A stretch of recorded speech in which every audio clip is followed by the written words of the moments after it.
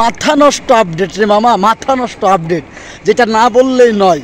চরমোনা জামাতের ঐক্য করেছে চরমোনা পীরের সাথে জামাতের আমির। এই ঐক্য নিয়ে, এই নিউজ নিয়ে, এই ভিডিও নিয়ে মানুষ যে পুরো একেবারে ইউটিউব, ফেসবুক, ইনস্টাগ্রাম, মানে যে যেমনি পারতেছে শুধু চরমোনার সাথে জামাতের ঐক্য হয়ে গেছে। এই যে চরমোনার সাথে জামাতের ঐক্য হয়ে গেছে, এইটা নিয়ে একদল মানুষের মাথা ব্যথা রে বাবা। তারা দিন নাই রাত নাই, একদল মানুষ। চরমোনা জামাত যদি এক হয়ে যায় তাইলে বাংলাদেশের ফ্যাসিস্ট শেষ। নতুন করে যারা মানে সুন্দর রূপে ফ্যাসিস্ট সাজতে চাচ্ছে তাদের সব কিছু শেষ হয়ে যাবে। চরমোনা জামাত যদি এক হয়ে যায় তাহলে সব শেষ, সব এক হয়ে যাবে। সব এই ধারণা নিয়ে একদল মানুষ খুব ভয়তে আছে। আমি তাদেরকে বলতে চাই, আসলেই কি চরমোনা জামাত এক হয়েছে? আরে ভাই, এক জায়গায় বসলে, একটা খানা খাইলে, একটা কথা বললে যে এক হয়ে যায় বিষয়টা তা নয়। আসলে মূল বিষয় হচ্ছে জামাতের আমির ডক্টর শফিকুর রহমান যে চরমোনার জামিয়া গিয়েছেন, চরমোনার মাদ্রাসায় গিয়েছেন, চরমোনার কার্যালয়ে গিয়েছেন। বিষয়টা হচ্ছে যে জামাতের আমির ওই দিন বরিশালের একটা তাদের প্রোগ্রাম ছিল, তাদের হচ্ছে কর্মী সম্মেলন ছিল। ওই কর্মী সম্মেলনে জামাতের আমির ডক্টর শফিকুর রহমান সাহেব ওইখানে গিয়েছেন কর্মী সম্মেলনের উদ্দেশ্যে। যাওয়ার পথেই তিনি জানেন যে চরমোনায় হচ্ছে একটা ধর্মীয় অনুষ্ঠানের বড় একটা জায়গা, এবং চরমোনা হচ্ছে রাজনৈতিক জায়গা থেকে বড় একটা জায়গা, এবং চরমোনা হচ্ছে বাংলাদেশের নামকরা একটা ইসলামিক দল। সেই কারণে তিনি মনে করছেন যে যেহেতু বাংলাদেশের ইসলামী আন্দোলন চরমোনায়, আমি এখানে যাব। যোগাযোগ করার পরে তিনি সেখানে গিয়েছেন, এবং যাওয়ার পরে ওইখানে ভালোভাবেই তিনি সব কিছু দেখলেন। দেখার পরে সাংবাদিকরা তাকে প্রশ্ন করলেন যে আপনি তো এখানে আসলেন, অনেকে তো অনেক ব্যাপারে কথা বলে, চরমোনাইতে পীর মুরিদি, চরমোনাইতে মাজার পূজারি, বিভিন্ন ধরনের কথাগুলো বলে, তো আপনি এই ক্ষেত্রে কি বলতে চান, আপনার এই ক্ষেত্রে মতামত কি? তখন তিনি হাত দুটা উপরে সব উঠাই দিয়ে বললেন, সবই আল্লাহর খুশির জন্য, আমি যা দেখছি সবই আল্লাহর খুশির জন্য, এর মধ্যে কোনো অন্য ধরনের দুই নাম্বারই কোনো কিছু নাই। যাই হোক, বিষয় এখন এটা না, বিষয় হচ্ছে চরমোনায় জামাত যদি এক হয়ে যায়, এক শ্রেণীর মানুষের তো এটা নিয়ে ঘুম হচ্ছে না।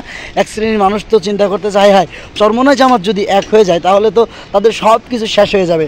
এই জন্য তারা মনে মনে চিন্তা ভাবনা করতেছে এখন কি করা যায় এই অবস্থায়। তারা এই চিন্তা ভাবনা করে, এক দলের লোক আছে তারা কিন্তু গতকালকে চরমোনায় গেছে, আমি আর নামটা এখন বললাম না, ওই এক দলের লোক বা সে কারা।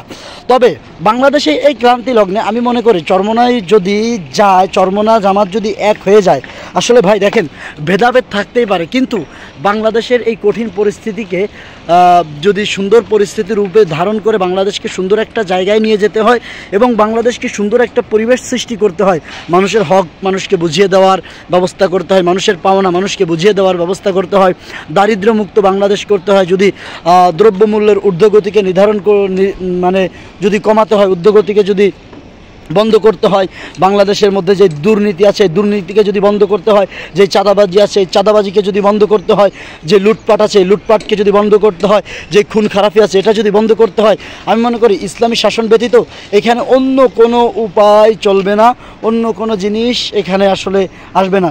এজন্য শরিয়া ভিত্তিক যে আইন থাকবে, শরিয়া ভিত্তিক আইনই এখানে নেওয়া উচিত।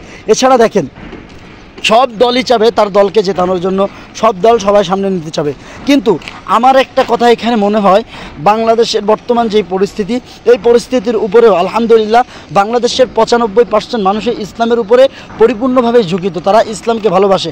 আর ইসলামকে যেহেতু ভালোবাসে তাহলে অবশ্যই তারা কোরআনই শাসন চাবে, আর কোরআনই শাসন যেহেতু চাবে তাহলে তারা কোরআনওয়ালা মানুষদেরকেই চাবে। সুতরাং তারা যদি কোরআনওয়ালা মানুষদেরকেই চায় তাহলে তারা কোরআনওয়ালা মানুষদেরকেই ভোট দেবে এবং তাদেরকেই সামনে নিয়ে আসার জন্য চেষ্টা করবে।